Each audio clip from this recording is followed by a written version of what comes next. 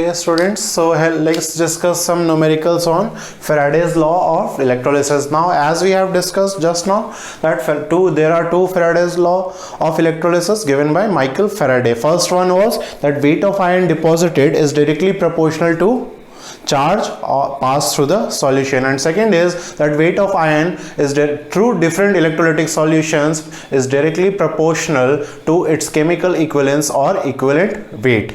So and also we have derived one relation using the two laws of electrolysis, one common relation in which we have said that any question, theoretical or numerical, can be solved with the help of that relation. As we have combined both the relations, both the laws, mathematical expression for both the laws, and we have derived one new relation which will be helpful in our further numerical. So let's see one more numerical based on that, as we have already done two numericals. One was copper, in which electrochemical equivalent current and time was given for copper, and we have to find weight of copper deposited, and second one where there was mass of aluminium deposited, we had to find. Now let's look at another good question of electrochemistry using Faraday's law, based on Faraday's law. So first one is, in an electrolytic experiment, current was passed for 5 hours. So there's an electrolytic experiment going on in which current was passed for 5 hours for two cells connected in series. Now two cells connected in series, that means our mind should go through our back concept based on Faraday law, and we should, in which law he has said about different electrolytic cells. So it was second law of electrolysis. So let's see two cells. There are two cells which are connected in series with one battery. Okay, cathode and anodes are connected. We are not concerned with that right now. So it must be having positive terminal must be connected to anode and negative terminal will be connected to cathode. Okay, cathode will be negatively charged or positively charged. So cathode is negatively charged and anode is positively charged. Okay, this is not to be concerned. Connection was done in series. Hello. So anode, how to remember if there is any confusion between which one is cathode, which one is anode? So anode means add. You can establish a relation, anode add. Add means positive charge, and cathode is negative charge because cations are positively charged and cations move towards anode. Why? Because positive is attracted by negative charge. So cathode is negatively charged terminal. Okay, so we have two cells connected in series in which current was passed for 5 hours of duration. First cell, it is saying, contains gold solution. So in first cell we have gold solution. Now since gold solution, it is a metal, so it will be a cationic form. Always solution it will be in cationic form. And second one is second cell contains copper sulfate solution. So it is copper sulfate solution. Copper sulfate solution. Now 9.85 gram of gold was deposited in first cell. If oxidation number of gold is +3, find weight of copper in second cell and also calculate current in amperes. Okay, so what it is saying, that in first cell, see, gold is deposited around cathode in 5 hours duration, and whatever gold has been deposited, it weighs 9.85 grams. It weighs 9.85 grams. So if oxidation number of gold is +3, that means gold is in +3 oxidation state, find weight of copper. So in that very same 5 hours duration, what would be the weight of copper that has been deposited around cathode in second cell? How much copper has been deposited around cathode in second cell? Okay, that we have to calculate. So find weight of copper in second cell, and also we have to calculate current in amperes. Like time is given but there is no mention of current, so we have to calculate how much current has been passed, so that 9.85 grams of gold and whatever copper we will find, that much gold and copper has been deposited in these two different electrolytic cells. That we have to calculate. Atomic weight is given, 197 is for gold and 63.5 is for copper. Okay. So let's begin. Now which law, which expression we will use? Now since the current and time charge passed through the solution is similar because they are connected in series and it involves two different electrolytic cells, so the relation will be used is according to Faraday's second law of electrolysis, that weight is directly proportional to its equivalent weight.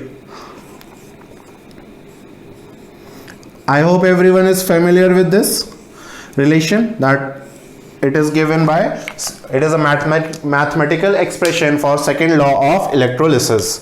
Okay, so let's substitute the values. We have W1, we must be knowing E1 and E2, we just have to find this. Okay, this is given in the question, this also we know. The atomic weight is given, valency factor we should know, copper is in +2 state, obviously sulfate, and this we have to find. Okay, so let's substitute these values for an easier calculation. Let me make one simple interchanging, like I would be doing, see, weight W1 upon E1 is equal to W2 by E2. Just simple interchange, cross interchange. Now W1, that is weight of gold deposited, is 9.85 upon E1, equivalent weight of gold. So equivalent weight is atomic weight by valency factor, that is 197 by 3 equals to weight of W2 that we have to find, weight of copper deposited at cathode in second cell, upon E2, atomic weight of copper divided by valency factor, that is 63.5 by 2.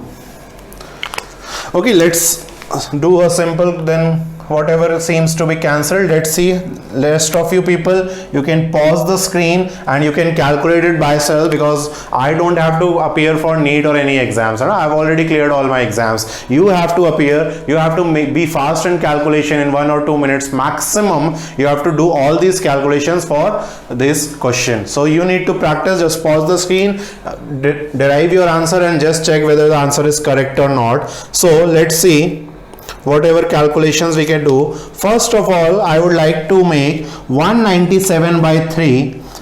Let's see whether it is divisible by 3 or not. So 3 6 are 18, 1 is left, 17. So 5 are 15, still 2 left. So 65 and point 2 is left, 20, decimal 20.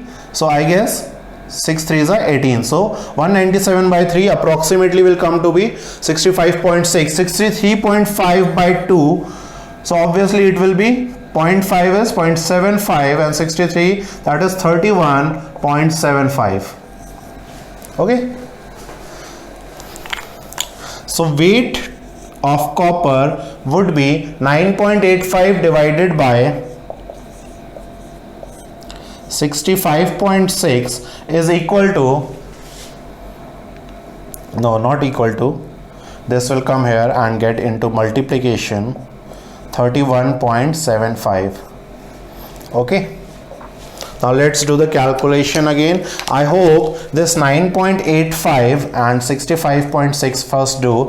This would, if you will cancel it or you will divide it separately in the rough, it would come out to be roughly 0.15. So 0.15 into 31.75 is approximately 4.8 grams. I hope you all have calculated just before me and now your answer is matching with my answer. Approximately it can be 4.7877, so approximately nearest whole, if you round off this to significant figures, that it would come to be 4.8 grams. So this much weight of copper would be deposited at cathode in second cell, that is 4.8 gram if 9.8 gram was deposited in first cell. Okay, now let's look at the current that we have to also calculate current in amperes. So for current in amperes we are going to use the relation that we have derived using both the cells. So what was the relation? I hope you remember it as well. We have just now derived that W by E is equal to IT upon F. Okay, we will substitute the values. Now see, in this ratio in this ratio we can put weight upon equivalent weight either for gold solution or weight upon equivalent weight either for copper solution. Any solution, both the ratios will be equal. We can see both are equal. Why? Because why they both are equal? Because same amount of current is passed for same duration of time and same amount of current, as they are connected in series. So same amount of current is passed through these both different solutions.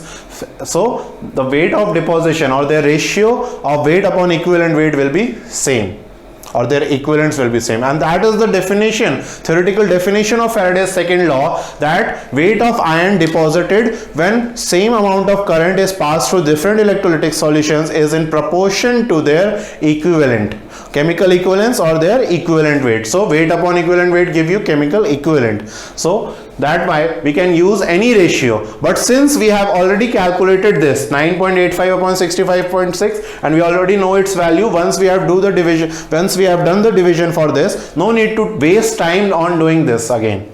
Okay, we can take any ratio. You can take 4.8 upon 31.75 also, or this 9.85 upon 65.6. Any ratio you can take and you will get the same value of current, because same value of current is been supplied. So let's find out with using the ratio of weight upon equivalent weight for first cell.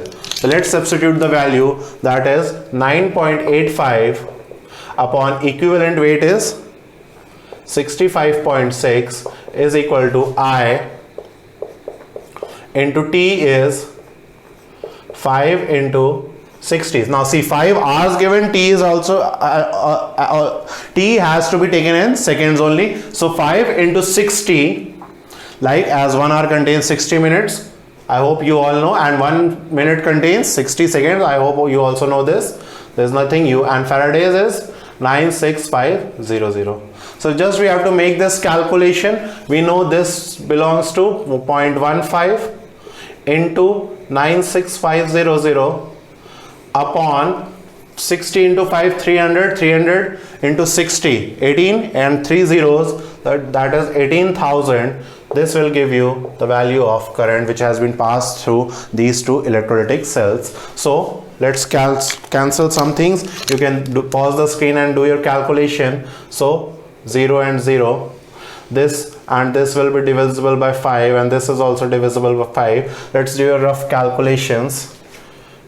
Okay, we get 2 zeros more, and 5 3s are 15 and 20.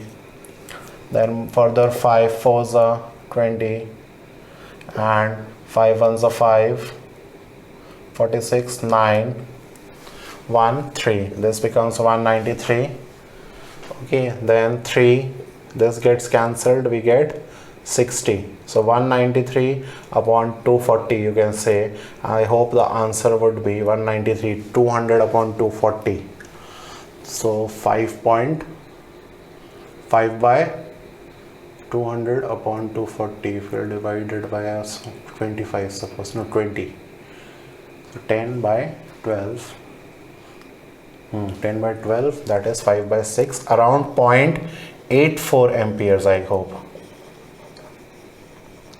Okay, so the 0.84 amperes current supplied for 5 hours in both the solutions, you would get 9.85 grams of gold deposition at cathode in first cell and 4.8 gram of gold deposition at cathode in second cell.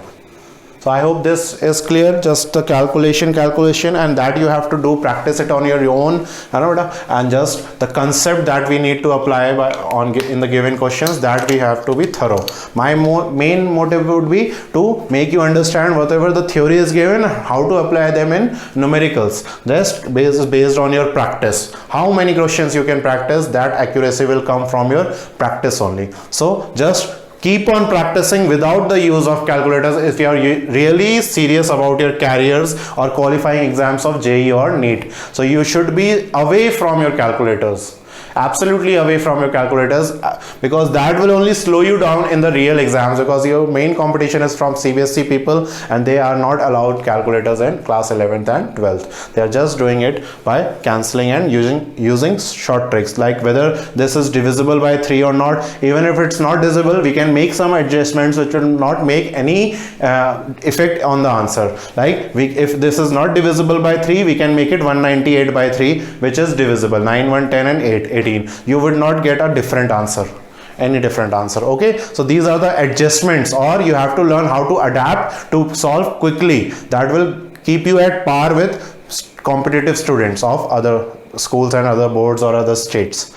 Okay, so concept is clear. Now calculation part, you have to practice. As much practice you will do, as better you will get. Okay, so I hope this is clear. Let's look at the next question. So let's take a look at the second question. Second question says that cadmium amalgam is prepared by electrolysis of solution of cadmium chloride using mercury cathode.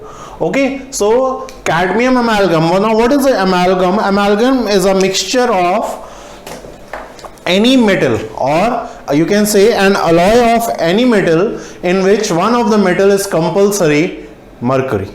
Okay, mixture of any two metals is known as alloy, but in this case, in case of this one metal is compulsory mercury, then that alloy will be known as amalgam. So here we have cadmium amalgam, that one metal is cadmium and obviously another one is mercury. So that mixture of these two elements or metals will be known as cadmium amalgam. So cadmium amalgam is prepared by electrolysis of solution of cadmium chloride. So what it is saying, that we have an electrolytic cell in which we have anode and in which we have cathode, but this cathode is composed of mercury and the solution is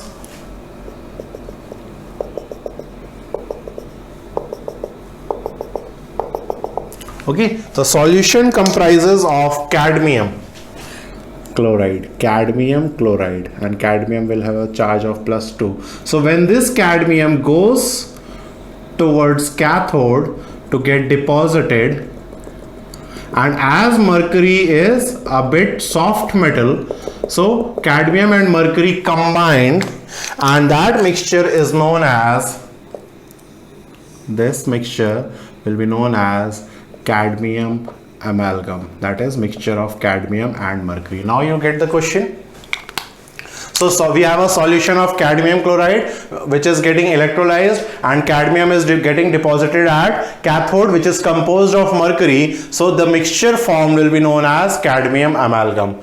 So for how long, what it is asking, that for how long should electrolysis be carried out while in cadmium amalgam solution, that in which cadmium is only 12% and we are using 22 gram of mercury and current of 0.5 ampere is passed through it. That it is asking that for how long, that it is asking, tell me the time, that for how long should the electrolysis be carried out in this cadmium chloride solution, and while whatever is the deposition or whatever is the mass of cathode, of whatever is the total mass of cathode, only 12% is cadmium, rest of it is mercury always. And if we are using 22 gram of mercury cathode, then how much cadmium will be deposited in, if current of 0.5 ampere is passed through it, then how much time will it take to deposit 12% cadmium on 22 gram of cathode, mercury cathode. Okay, so let's see a simple unitary method.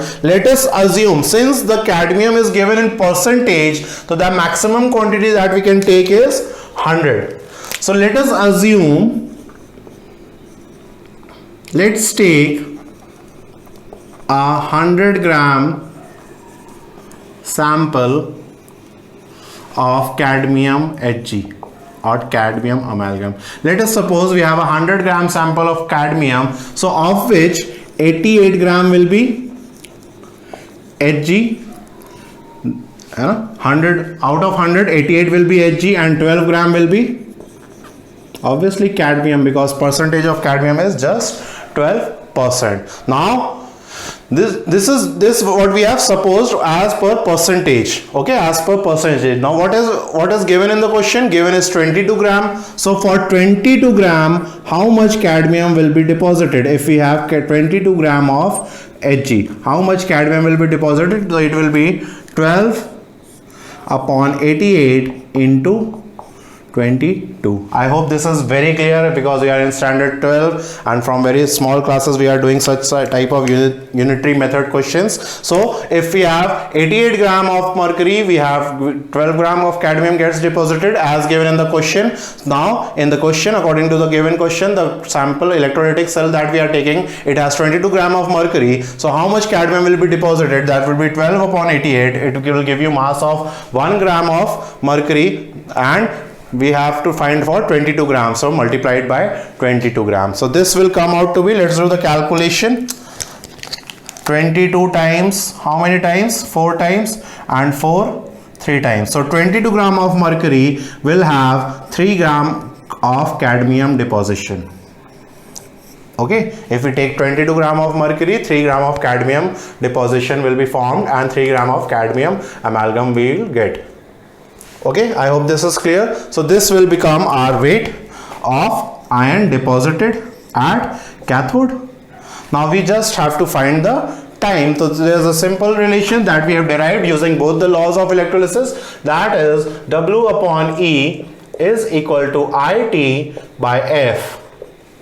Okay, now what is the mass of weight of iron? That is 3. Mass of cadmium will be 112 equivalent weight divided by its valency factor. So what is the valency factor in cadmium chloride of cadmium? That will be +2. So divided by 2, it will give you I we know I is 0.5 ampere. Time we have to find out on Faraday's constant is 965,000. Okay, so let's do some adjustments. Whatever gets cancelled will cancel it. This will cancel by 56 times. So final equation will get T is equal to 3 into 96500 upon 56 into 0.5. Okay, we'll remove this decimal, cancel this decimal, and 10 will be included. Now you have to just do the calculation. 5 times it will get cancelled, and the final calculation I hope will be getting is 10340 seconds.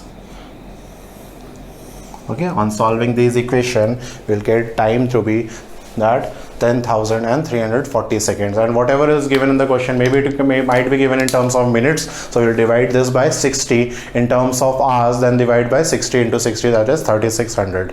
Okay, 1 hour contains 3600 seconds. So in whatever the quantity, in whatever parameter in the options time is given, we have to calculate in terms of that. For now, in terms of seconds, it will come out to be approximately 10,314, or you might get 10,339 seconds or 38 seconds. But approximately we'll round off to next suitable next 10-digit number, that is 10,340. So I hope this question is clear. How much cadmium? I know there's a small conceptual percentage format was given, which we have calculated based on whatever we have learned in junior standards or in class 11th. Number of questions on unitary method you must have done in your all your standards. Okay, so I hope this is clear. Let's take a look at the next. So let's look at some more questions, simple ones. First one is calculate charge in coulomb of 1.4 gram iron of N-3, that is nitride iron. Nitride iron, that is N-3. So in 1.4 gram iron of nitride iron, what is the total charge that we have to terms in terms of coulombs? So 1.4 gram iron means what, beta? 1 gram atom means 1 mole atoms. 1 gram equivalent means 1 equivalent of atoms. 1 gram molecule means 1 mole molecules. Similarly, 1 gram ions means 1 mole ions. So 1.4 gram ions means 1.4 moles of iron. So what will be the total charge? See, charge on 1 electron is 1.6 into 10 raised to power minus 19 coulombs, and if we take 1 iron, it will have 3 electrons, but we have 1.4 gram ions, which means 1.4 mole ions. So 1.4 into moles, number of moles, 6 into 10 raised to power 23. So whatever will be the product of these, that will be the total charge in coulombs. So first we'll solve this. 10 raised to power, we are left with 10 raised to power 4, and 1.6 into 3 is 16 3s are 48. So 4.8 into 1.4 into 6, that will give you approximately 40.5 something, 40.5 something and coulombs. I hope this is clear. See, 1.4 gram ions, 1 gram atom means 1 mole atoms. Then again 1 gram molecule means 1 mole molecules. 1 gram equivalent means 1 equivalent, and 1.4 gram ions is 1 mole ions only. Okay, so 1 ion contains 3 electrons, 1 ion contains 3 electrons, and 1 electron is 1.6 into 10 to the power minus 19. So 3 into this value will give you charge, total charge on 1 ion. Whatever, it will give you 3 electrons, so charge on 3 electrons, but we have 1.4 mole electrons. So 1.4 mole into 3, as each ion gives 3 electrons, into charge on 1 electron. So this much we will get. See, there is one more method if you want to try, that is equivalent. Whatever you find easy, you can try this. See, 1.4 gram ion of nitride means, see, 1.4 gram ion means 1.4 moles, and if we multiply moles by valency factor, we get equivalent.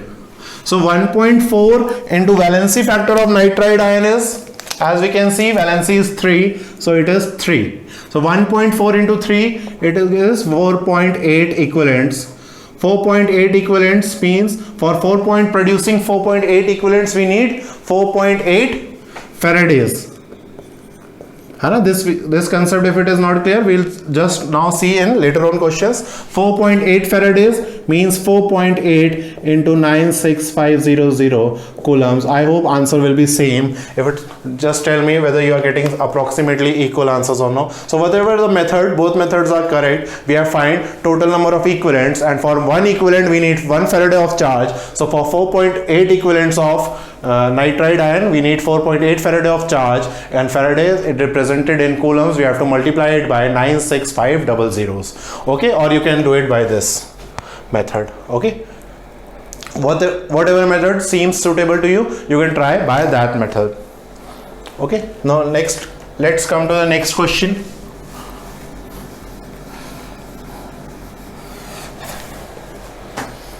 Find out quantity of electricity in coulomb required to liberate 0.1 gram equivalent of copper from copper sulfate solution. Quantity of electricity in coulomb required to liberate 0.1 gram equivalent. Now again I am telling you 0.1 gram equivalent. See, 1 equivalent of copper weighs, 1 equivalent of copper, whatever will be the weight of 1 equivalent of copper, that was 31.75 grams, as we have already discussed in previous questions and previous concept. That is atomic weight upon valency factor. 63.5 was atomic weight, divided by 2 we get 35 point. So 1 gram equivalent means 1 equivalent. Here we have 0.1 gram equivalent. So 0.1 gram equivalent is equal to 0.1 equivalent only, and 0.1 equivalent will, if 1 equivalent of copper weighs 31.75, so 0.1 equivalent will weigh 31.75 into 0.1, that is 3.175 grams.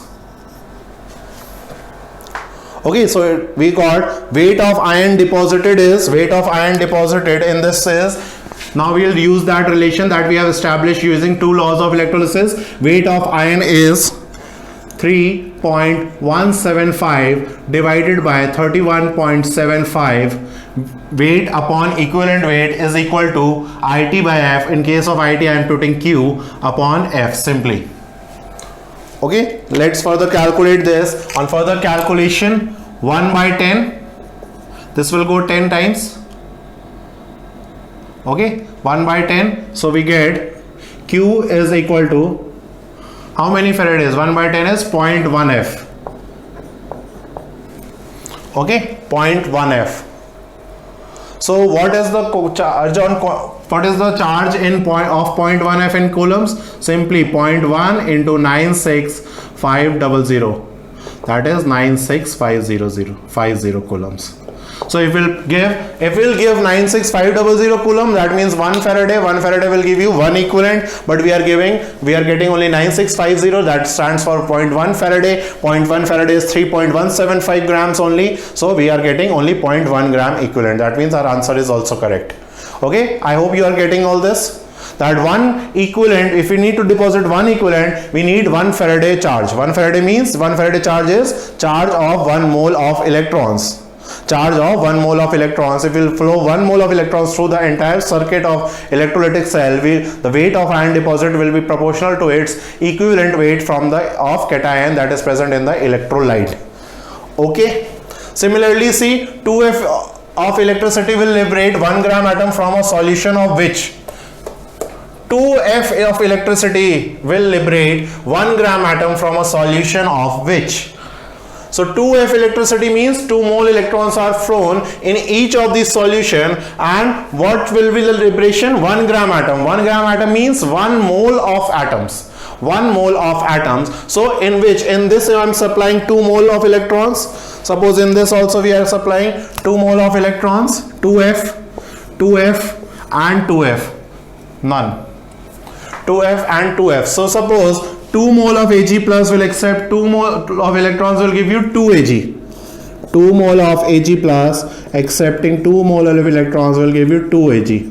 So 2 moles of Ag atoms, we need only 1 mole. Similarly for gold, charge on gold is plus 3.